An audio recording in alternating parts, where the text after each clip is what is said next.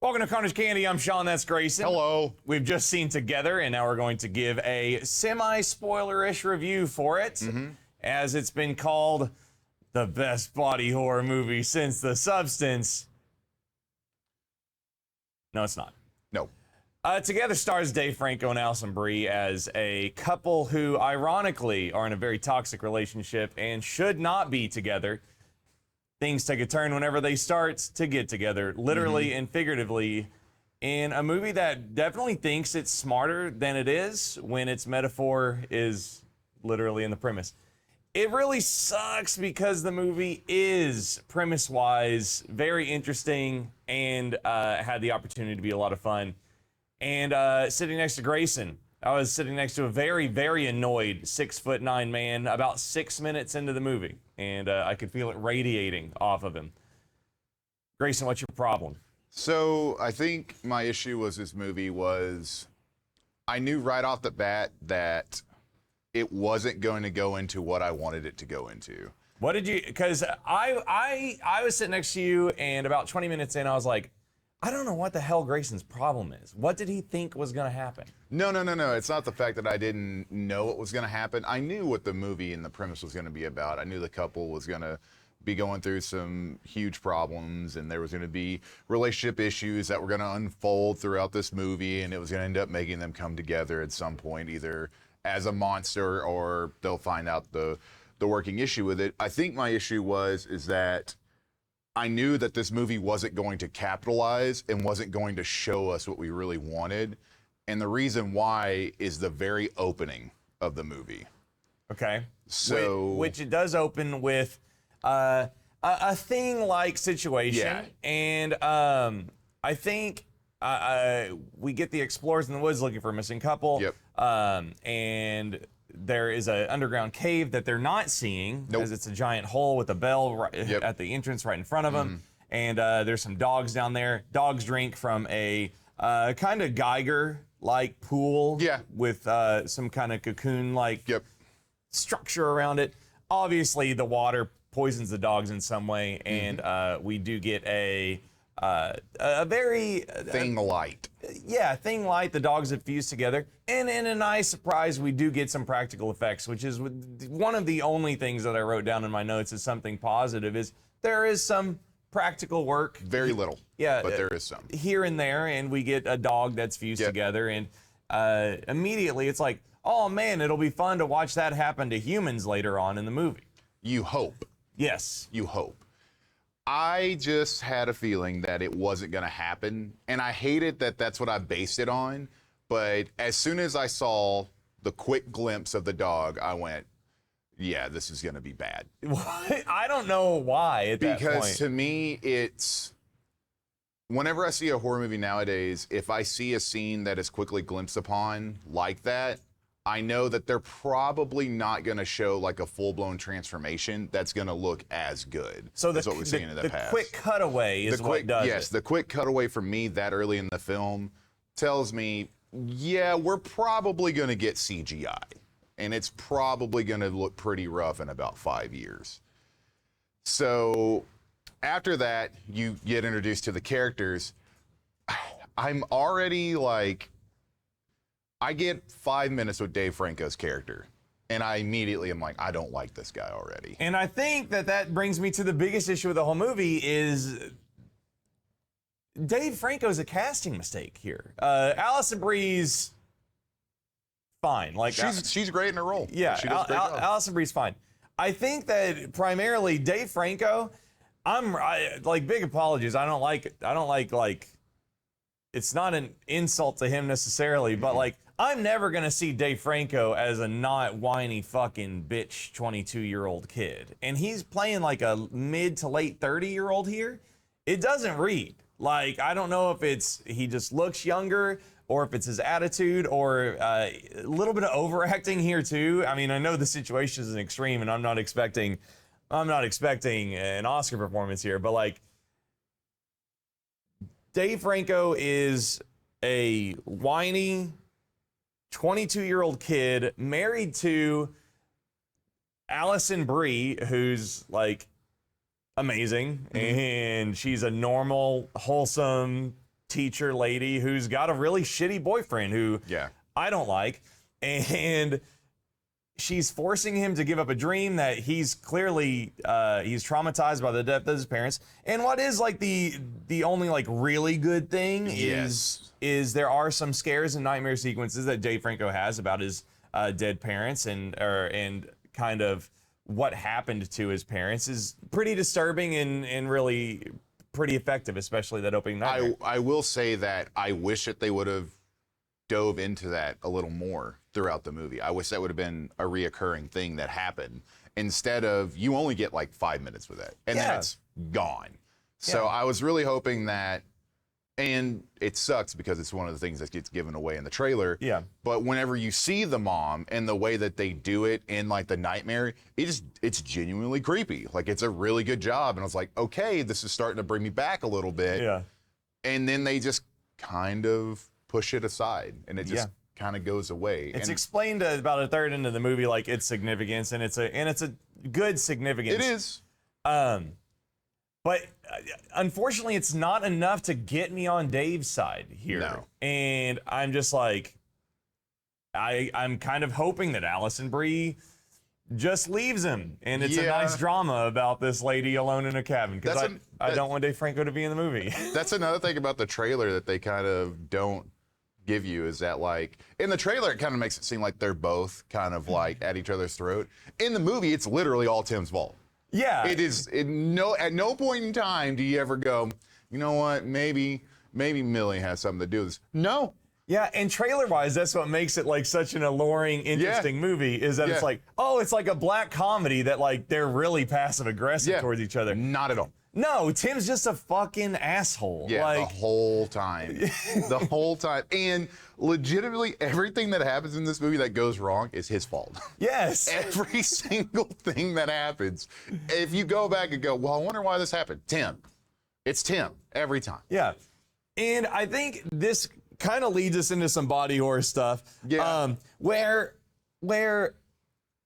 they go on a hiking trip, they find some water they shouldn't drink, obviously, that we know 5 minutes in from the dogs. It's just idiotic decisions top to bottom. It is one of the dumbest decisions I've ever seen. So primarily it's like, okay, they're in the cave, right? And they drink the water. The water's bad. Yeah. Personally, I don't need to know anything else about where the water came from. I don't need to know why it's tainted. I know it's a mistake to drink from a... In my opinion, I was like, I hope they Lovecraft this or something like that. I hope it's something in that nature. Yeah, because this is an easy sell. These are two stupid people doing stupid things, and we know that the water's bad. I don't need deeper explanation, which the movie buries a hatchet of info into my head later.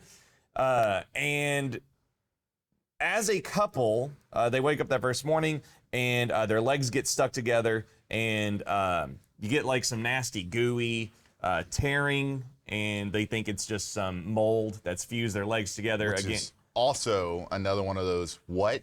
Yeah, and you see their wounds, and it's disgusting. It's gross. Yeah, which again, good on them. Practical scar tissue, it's great.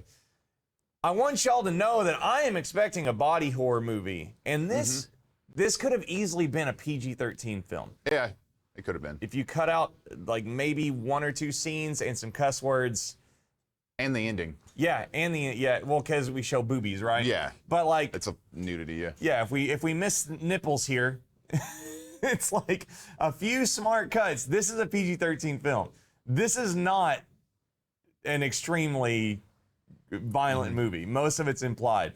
And this is my biggest issue, is I actually think it would have been better if this was like a loving couple that was actually enmeshed and they loved each other too much. Yeah. Right? And I think that the best part of body horror films is that natural progression and figuring out what's wrong with your body. Yeah. Right? Oh man, my hair's falling out. What's this rash? Oh man, my fingernail peeled off like the fly, right? Yeah.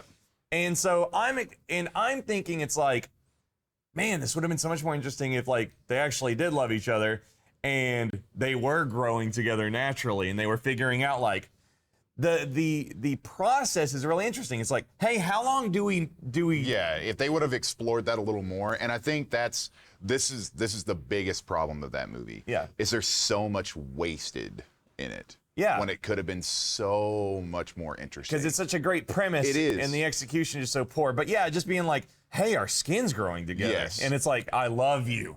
And then it's So- like, how long does it take? How do we separate it?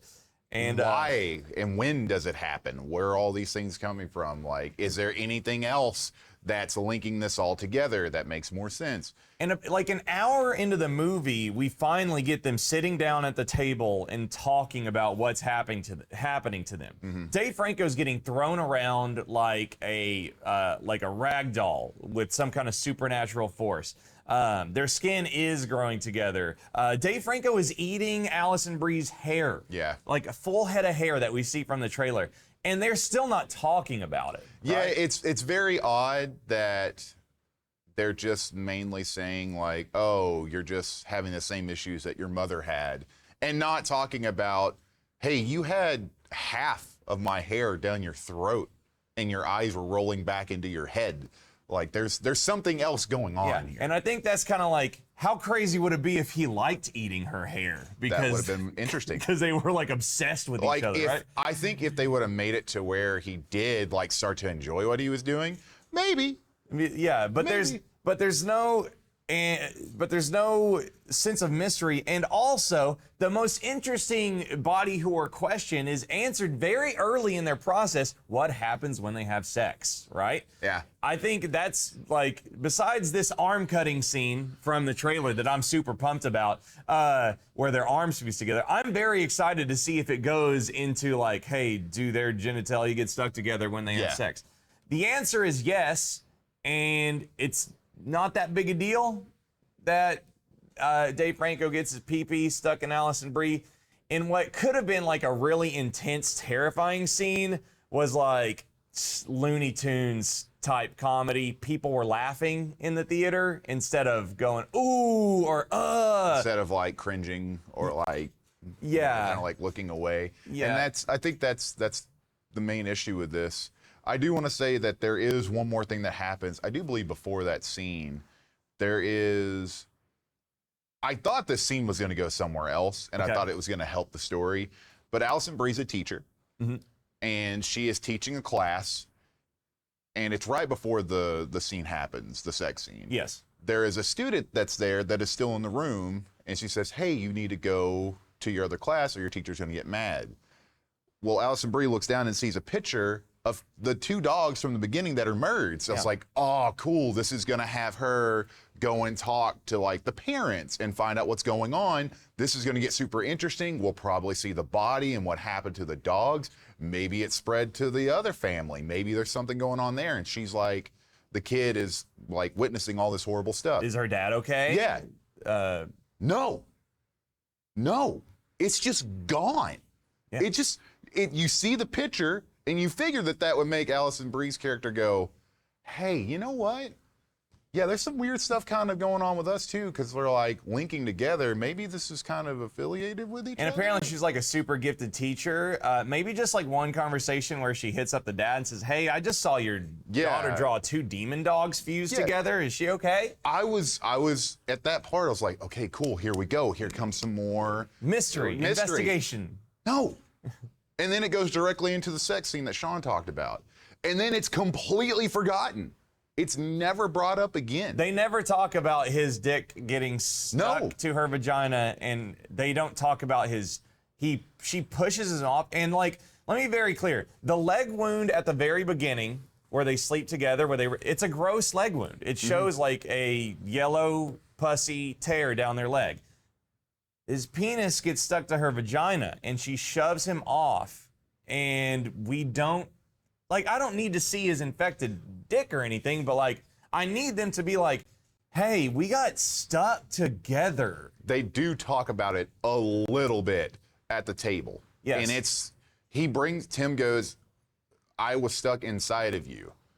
Don't you find that weird? This Yes. isn't exactly the lines, but it's Yeah, similar to it. And Millie says, it's been a long time. That tends to happen. And all the other things that are happening at this conversation, you expect This should be like some of the best like conversation in the movie. This should be like a Tarantino, what is wrong with us? It should be. And they should be, and this is the part where, cool, we're gonna get and this is the point of the movie. The movie promises a metaphor of enmeshment between couples in a toxic relationship, and obviously it's toxic to become stuck together physically. Yeah. So it's like, cool, we're gonna get an awesome deep conversation not only about the body horror things that are happening to them, but also about the trauma that they've gone through, and they're gonna finally talk out their resentment and then figure out how to deal with these magnetic issues that they're having. Yeah. No, nothing. No. We do get a cool thing. She gets a nosebleed, and I did like there's a line of blood that's pulling to him. That is I really thought cool. that was a good touch, and that was pretty interesting.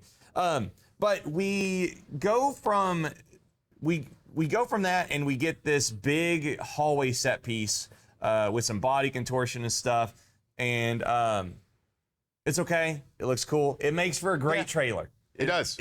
It makes for a great trailer because, you know, that's where the big close-up scene on Franco's face is. Bree is folding. Yeah, she's folding over and all that stuff. Yeah. Their arms get tangled together, and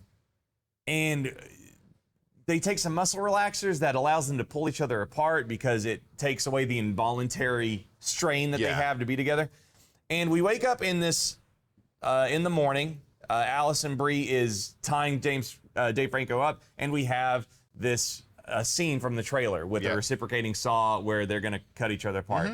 Trailer, again, big promises, and we're let down horribly. We have some intense talking, and they're bracing themselves for impact.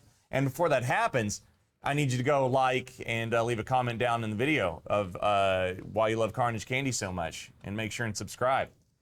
Nice segue. That was good. We get the saw starting to cut some skin, and I'm like, cool, awesome, some body horror in this body horror film. And it cuts to them eating snacks, done with the entire process and bandaged, sitting at the kitchen. The crazy thing is that scene of them eating could still work right after you have like a really good gross out scene. Yeah. Like it'd still be super effective, but it misses out again. And it sucks because it is a funny scene of those two realizing what they went through and eating after that is done. Yeah. It is funny. Like it is like you just went all or through that. What do you want to do now? I guess eat after that. I don't know. Like what do you do?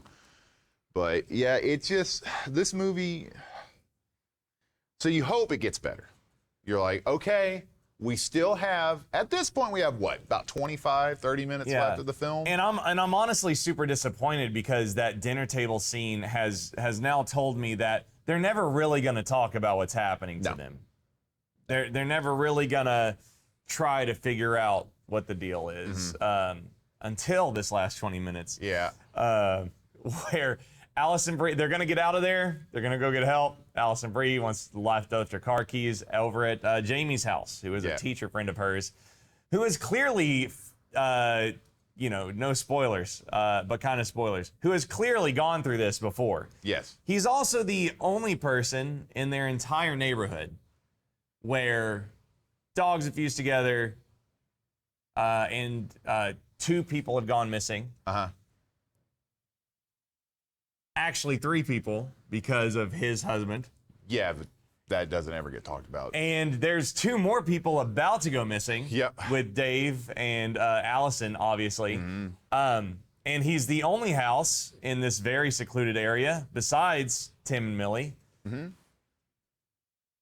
After this movie's over, if there are police in this universe, Jamie's going to jail because he runs a cult underground that we already know about because he has a bell on his front porch and there's bells in the thing. So it is wild on how and I don't like to be the person that's like, oh, you can do this better or you can do that better or anything like that. I don't. But it is kind of one of those things that if you're giving us this much stuff in the movie, it's gonna make you think about that. If you're giving us Tim's character being able to locate where these people went missing, and it's legit a 5-minute walk from where they're living, you cannot tell me that the cops aren't like, hey, or the search party that's at the beginning of the movie didn't put that together. Also, Jamie's back room is gracefully adorned with all these cult-like structures. Really is, yeah. That match the architecture and vibe of the underground cathedral. His bell at the front of his door is the same bell that is everywhere where the people went missing. So on top of the body horror disappointment and Dave being like horribly miscast, we get huge plot holes that just don't add up at all and are a huge detriment to the film. When, like I said, like, I don't care about where the water comes from. I want them to figure out what's going on with their bodies and just leave it a mystery. It feels very much like a guy's first horror movie. It does, and I mean, this is a new director. Like, Michael Shanks is very new to this, so this is Michael Shanks' first big movie. Yeah. So it does show. So the casting of Dave and Allison Brie, and clearly they're like very involved in this project, I think from a behind the scenes perspective as well. I just can't help but shake the feeling of like they had a lot of fun making it together. It's very funny to them to be in a movie about a toxic relationship when they are together in real life. But I'm not in their relationship. I don't know if there's inside jokes here. Yeah. Like, I just, there's an air of like, they had a lot of fun making the movie. I don't subscribe to anything they're throwing down. With this villainous presence of Jamie, we have this big finale coming up, right? Yeah. And we already know this is happening from the trailer. That they're gonna hug and they're gonna fuse together. Yeah. By the end. Jamie is like hit in the face and then left off screen. We just never see him again for no reason. And here and another, we get a scene. I'm not gonna spoil the context here, but Tim and Millie decide they're gonna fuse together, and we get some CGI that's gonna date. It's bad. It's gonna date instantly. It's rough.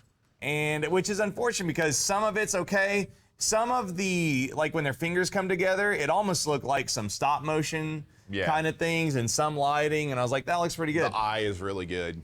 The eye, whenever, it's the thing they show in the trailer. Yeah. Like they show the best parts of the transformation are in the trailer. Yes. And then there's a scene to where it finally pulls out and you see them and it just looks bad. It looks really weird. It looks really bad, and not weird in like a good way. Weird as in like a man, like Shaun said, in about 5 years, that's gonna look awful. Yeah. Like, but I was still kind of holding out hope that the ending was gonna kind of give us like a substance ending.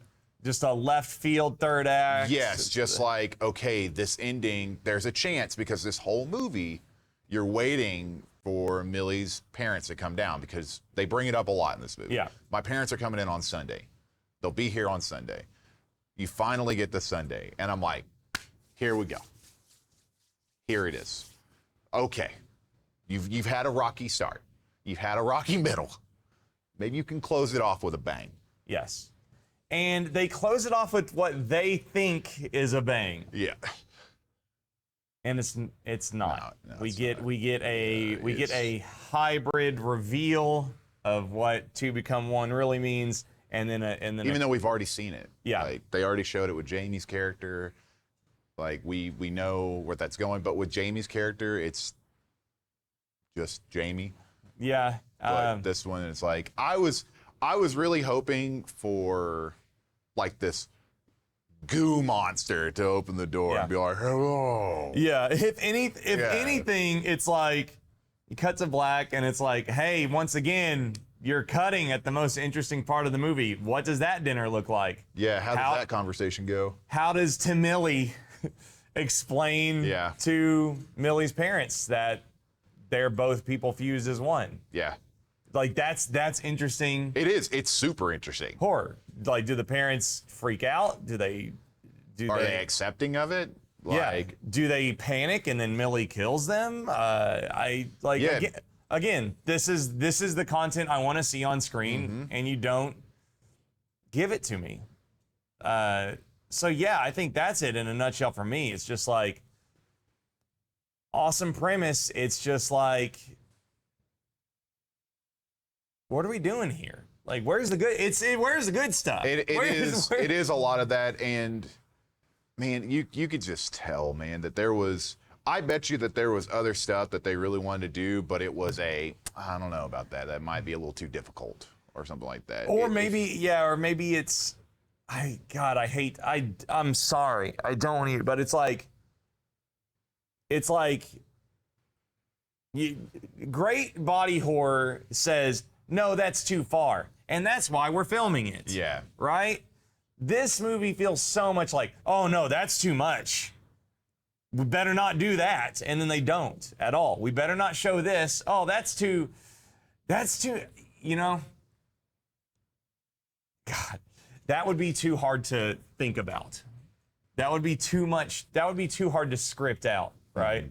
And it's all just so like. If it's like your very first ever body horror movie that you've ever watched, you'll probably like it. Like, honestly. Yeah. You probably will enjoy it if it's the very first one you've ever seen. Because you've never seen a movie like that. It's giving you ideas you haven't seen before. But if you have watched body horror, if you've ever watched a Cronenberg film, it does have you go, oh man, could you imagine what Cronenberg could have done with this? I know. You know, the character nuances would have been more intense. It would have been. Conversations more interesting, And the violence more extreme. I think that, you know, as Michael Shanks continues, he'll probably get better, and it'll really start to show some things, because there's a few moments in it that is like, oh man, that was really good. Once again, the nightmare scene. Yeah. But other than that, it's just kind of like a nothing. You know, it's like a nothing burger. I was gonna say. On the way to work, I was thinking it's a burger with no meat, man. It really is. It's got all the dressings, but no meat. Yeah, I left the theater last night going, man, what was that? You know, was that a bad movie? Was that a movie I didn't understand? No, it was just bleh, you know? It was just bleh. It was just, hey, watch this. This is on. Have fun with that. Okay. I'm putting my hand behind my back for my score. Okay. On the count of three, we'll both close your eyes and reveal, okay? All right. 1, 2, 3. Okay. And open. Yeah. Hot damn. I give it a 4 for me because of the nightmare. Yeah. That's the stuff with Tim's mom and dad. If they had explored more of that, probably would have liked it more. If they had explored more of the dog scene, probably would have liked it more. Yeah. I give it a 4 for the same reasons, and I will say that Allison Brie did a good job of hate-loving her husband or her boyfriend. Yeah, I mean, she does a really good job in the movie of going from somebody who is, you know, really trying to fix it to having enough by the end. Like, it's a good progression. She does a great job. I feel bad for, you know, Dave Franco, because that character, there was just so much stuff that wasn't working. Like, it didn't click. Like, Tim, in like horror movies, Tim is like, it's up there as like one of the worst characters in a horror movie. Yeah, Tim's like first kill in Friday the 13th. Bad. He will make you furious through the whole movie. Yeah. Like oh my God, what a fucking bitch. Anyways, thank you for watching Carnage Candy. Make sure and go check out our previous review, which we did on I Know What You Did Last Summer. Man, back to back, baby. Back to back. Back to back. Back to back heat. But we do have awesome reviews of Weapons and The Long Walk and some other coverage coming up very, very soon. So make sure and subscribe and like this video for more Carnage Candy. Have a great day. Goodbye. Merge together here. What if we actually did start just merging? Dude, like live just on like, oh, that cut.